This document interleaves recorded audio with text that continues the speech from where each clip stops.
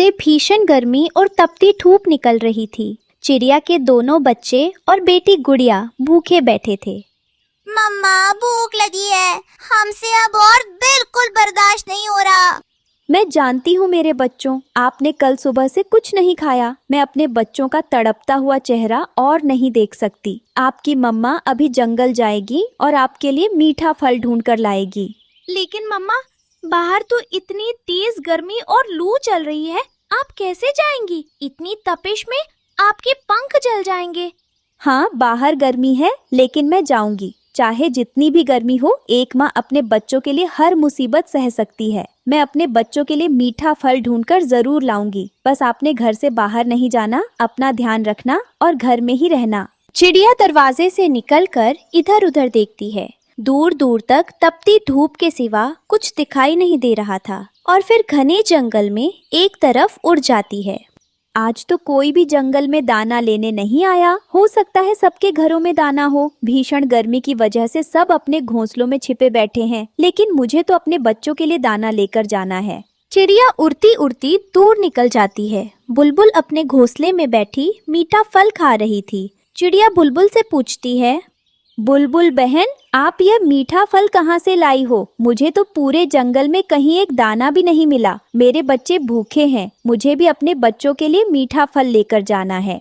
चिड़िया बहन, पुराने कुएं के पास एक पेड़ है, मैं ये फल वहाँ से लाई हूँ। वहाँ पेड़ की घनी छाया में बहुत सारे फल लगे हैं, आप भी जाएं। वहाँ पर 2 मीठे फल और थे, आप भी अपने बच्चों के लिए मीठे फल ले आएं। बुलबुल की बात सुनकर चिड़िया खुश होती है और पुराने कुएं की तरफ उड़ जाती है। थोड़ी ही देर बाद चिड़िया पुराने कुएं के पास पहुँच जाती है। सामने पेड़ था जिस पर 2 मीठे पके हुए फल लगे थे।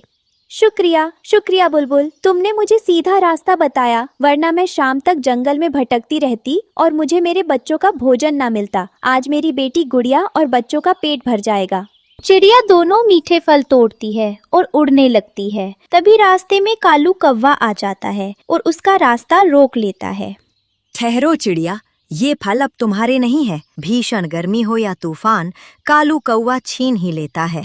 कालू कौवा चिड़िया को जोरदार धक्का देता है। चिड़िया नीचे गिर जाती है और कालू कौवा उससे दोनों मीठे फल छीनकर उड़ जाता है। चिड़िया दुखी होकर तोते के घर जाती है। तोता मटके से अनाज निकालता है और चिड़िया को दे देता है। घर जाकर चिड़िया अपने बच्चों को दाना देती है। मम्मा, हमारी वजह से आपको इतनी गर्मी में जाना पड़ा। बाहर तो इतनी तेज धूप में किसी का निकलना भी मुश्किल था। नहीं बेटा, मुझे तो अपने बच्चों का भोजन लेने जाना ही था। एक माँ के लिए अपने बच्चों की खुशी से बढ़कर कुछ नहीं होता। भीषण गर्मी हो या तेज हवा, मैं घर में अपने बच्चों को भूखा नहीं देख सकता। दूसरी तरफ गोरी कौवी के घर में बच्चा रो रहा होता है। मम्मा, भूख लगी है, पापा कब आएंगे? मेरे पेट में भूख से बहुत दर्द हो रहा है। जग्गू बेटा, देखो बाहर इतनी तेज गर्मी और धूप है, आपके पापा को आने में देर भी हो सकती है। बाहर सड़कें और जंगल बिल्कुल सुनसान है, क्योंकि इस गर्मी में भोजन बहुत मुश्किल से मिलता है। तभी कालू कौवा घर में आता है और हंसने लगता है। भीषण गर्मी हो या तूफान, कालू कौवा छीन लेता है। दुनिया की कोई ताकत कालू कौवे को नहीं रोक सकती। कालू कौवे को भोजन मिल ही जाता है। देखो देखो, मैं अपने बेटे के लिए 2 मीठे फल लाया हूँ। वाह कालू, तुमने तो कमाल कर दिया। सच में तुम्हारी चालाकी का पूरे जंगल में कोई मुकाबला नहीं कर सकता। मैं सोच भी नहीं सकती थी कि इतनी तेज गर्मी में तुमने मीठा फल ढूंढ लिया। देखो जग्गू, तुम्हारे पापा सच में बहादुर है। हम कभी भूखे नहीं सो सकते। यह फल चिड़िया लेकर जा रही थी, मैंने उसका रास्ता रोक लिया और एक ही धक्के में उसे गिराकर उसका मीठा फल छीन लिया। ऐसे कहते हुए कालू कौवा एक मीठा फल अपने बेटे जग्गू को दे देता है, जो मजे मजे से मीठा फल खाने लगता है। जंगल में रात हो जाती है, लेकिन गर्मी और उमस पहले से भी ज्यादा थी। आधी रात को कालू कौवे और गोरी कौवी का बेटा जग्गू कौवा रोए जाता है। मम्मा, मेरे पंखों में दर्द हो रहा है। मुझे बहुत बेचैनी हो रही है मम्मा, मेरा सिर जकड़ रहा है। गोरी कौवी अपने बेटे जग्गू को छूकर देखती है तो उसे तेज बुखार था। कालू जी उठे, कुछ करे। देर ना करे, वरना हमारे बेटे की हालत और बिगड़ जाएगी। हमारे जग्गू को तेज बुखार है, जग्गू का शरीर जल रहा है। रात का समय है और इतनी गर्मी है, पूरा जंगल इस वक्त सो रजा है। गोरी, इस वक्त दवा कहाँ से मिलेगी?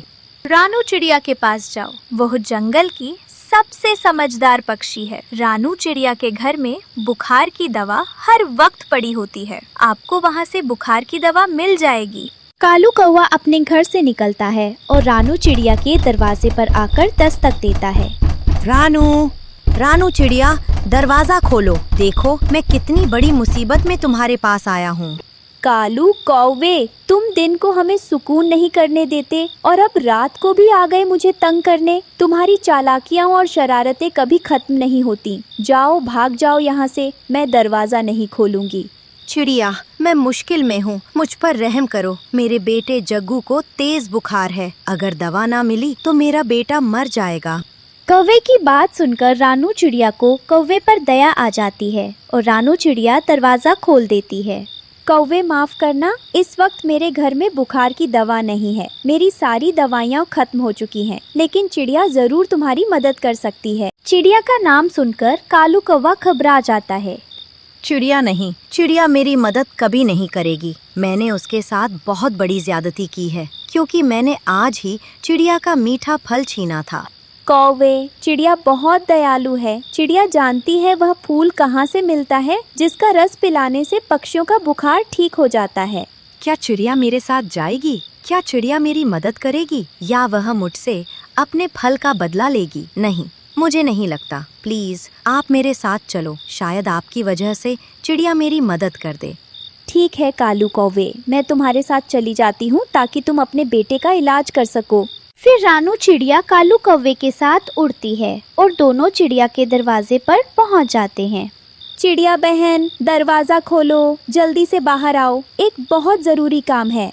रानू चिड़िया की आवाज सुनकर चिड़िया तुरंत दरवाजा खोल देती है, लेकिन सामने कालू कौवे को देखकर चिड़िया गुस्से में बोलती है, कालू कौवे, तुम यहाँ क्या कर रहे हो? तुम्हारी यहाँ आने की हिम्मत कैसे हुई? रानू, ये कैसा मजाक है? तुम कालू कौवे को मेरे घर क्यों ले आई?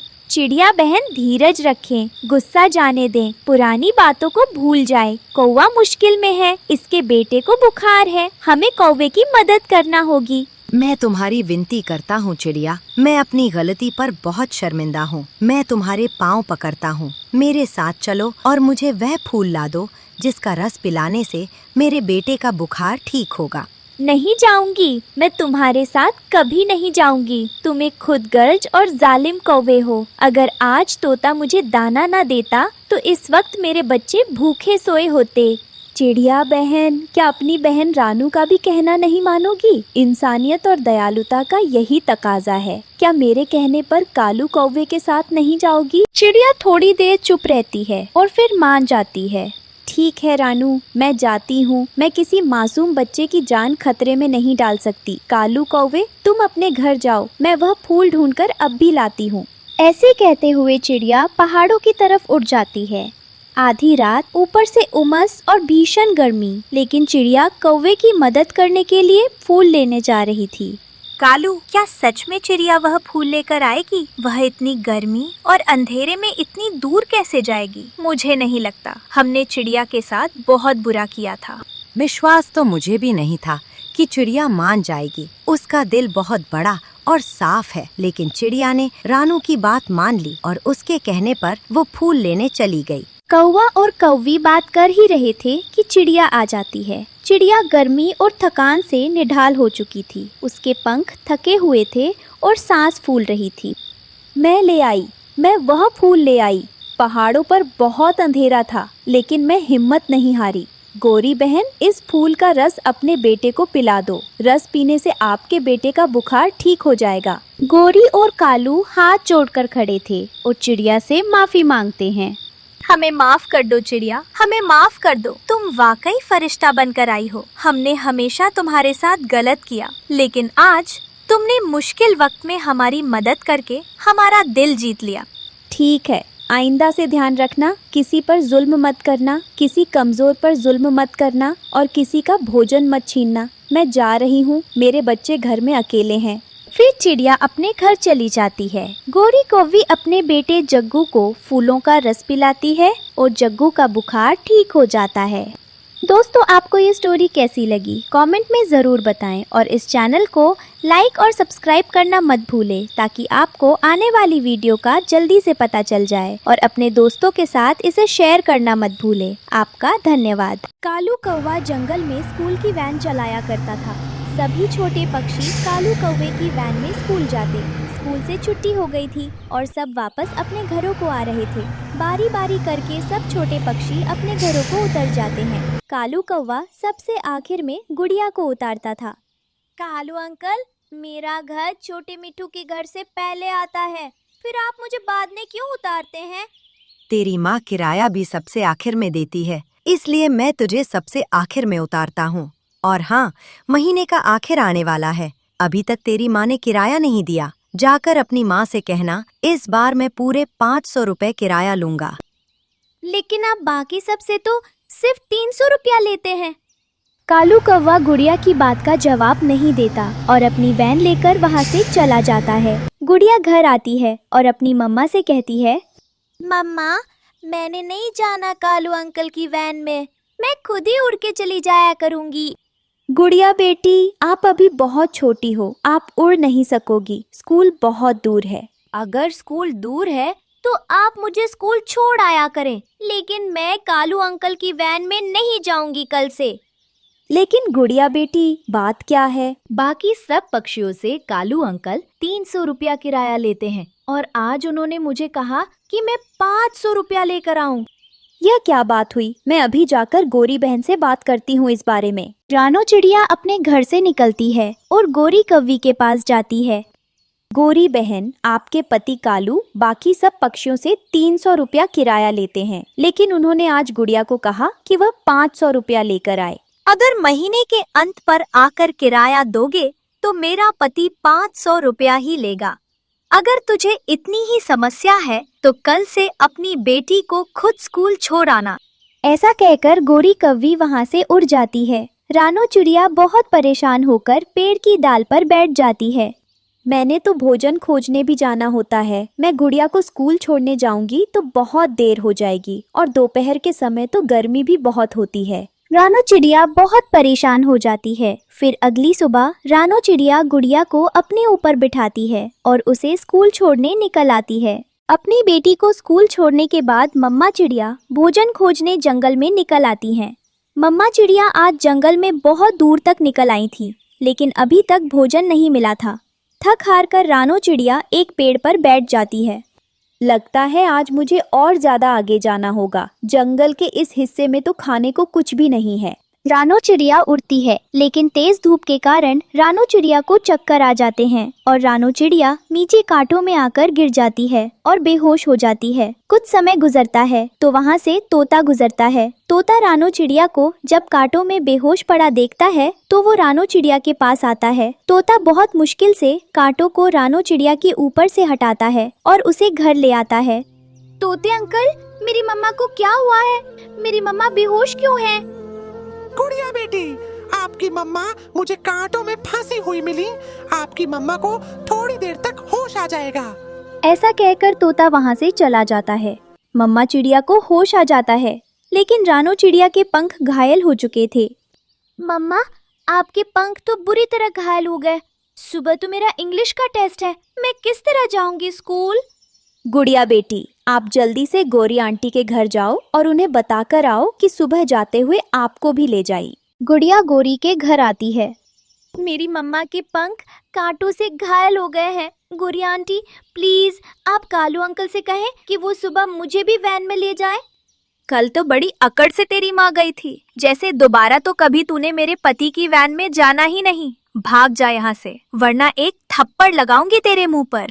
ये सुनकर गुड़िया की आंखों में आंसू आ जाते हैं। वो गोरी कौवी से विनती करने लगती है, एक बार की कही बात तुझे समझ नहीं आती? गोरी आगे बढ़ती है और गुड़िया के मुंह पर एक थप्पड़ लगा देती है। भाग जाओ हमारे घर से और दोबारा कभी मत आना। गुड़िया अपने आंसू पोंछती है और वो घर वापस आ जाती है। मम्मा, सुबह मेरा इंग्लिश का बहुत इम्पोर्टेंट टेस्ट है। गुड़िया बेटी, आप परेशान मत हो, आपकी मम्मा है ना, मैं आपको सुबह किसी भी तरह स्कूल छोड़कर आऊंगी। सुबह होती है, सुबह होते ही तेज बारिश शुरू हो जाती है। मम्मा चिड़िया की समस्या और भी ज्यादा बढ़ जाती है। मम्मा, मैं कैसे स्कूल जाऊंगी? गुड़िया बेटी, आप मेरे साथ चलो। रानो चिड़िया अपनी बेटी को छाता देती है और अपना ठेला निकालकर गुड़िया को ठेले पर बिठाकर स्कूल छोड़ने निकलती हैं। आगे आगे कालू कौवे की वैन थी और पीछे रानो चिड़िया। रास्ते में कीचड़ था। कालू कौवा तेजी से ठेले के पास से अपनी वैन गुजारता है। मम्मा चिड़िया अपनी बेटी के आगे हो जाती हैं और सारा कीचड़ रानो चिड़िया के ऊपर गिर जाता है। कालू अंकल, आप बहुत बुरे हैं। आपने मेरी मम्मा के सारे पंख गंदे कर दिए। मम्मा, आपको मेरी वजह से इतनी परेशानी उठानी पड़ रही है। गुड़िया बेटी, अपने बच्चों के लिए परेशानी उठाना तो माता पिता का फर्ज होता है। चलो जाओ मेरी बच्ची, स्कूल के अंदर चली जाओ। फिर गुड़िया स्कूल चली जाती है। ऐसे ही बहुत सा समय गुजर जाता है। गोरी और कालू का बेटा जग्गू तो पढ़ाई में बहुत नालायक था, इसलिए वो तो मैट्रिक में ही फेल हो जाता है। लेकिन गुड़िया पढ़ाई करती है और वो एक अच्छे ऑफिस में नौकरी पर लग जाती है।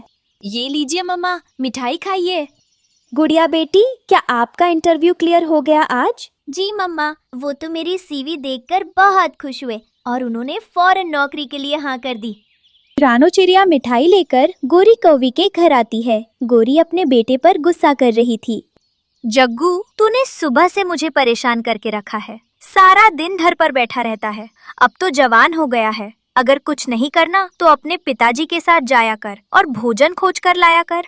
यह लीजिए गोरी बहन, मिठाई खाइए। मेरी बेटी गुड़िया को ऑफिस में जॉब मिल गई है। गोरी कौवी रानो चिड़िया के सामने बहुत शर्मिंदा होती है और रानो चिड़िया से कहती है, रानो, कालू भी भोजन खोजने घर से नहीं निकलता और जग्गू भी सारा दिन घर पर बैठा रहता है। हमारे घर आज खाने को कुछ भी नहीं है।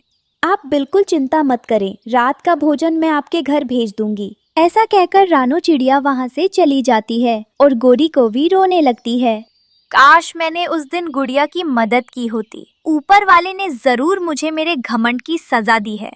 प्यारे दोस्तों, कभी भी जिंदगी में घमंड नहीं करना चाहिए, क्योंकि घमंड टूटते देर नहीं लगती। और प्यारे दोस्तों, इस कहानी को लाइक, अपने दोस्तों के साथ शेयर और चैनल को सब्सक्राइब करना बिल्कुल मत भूलिए।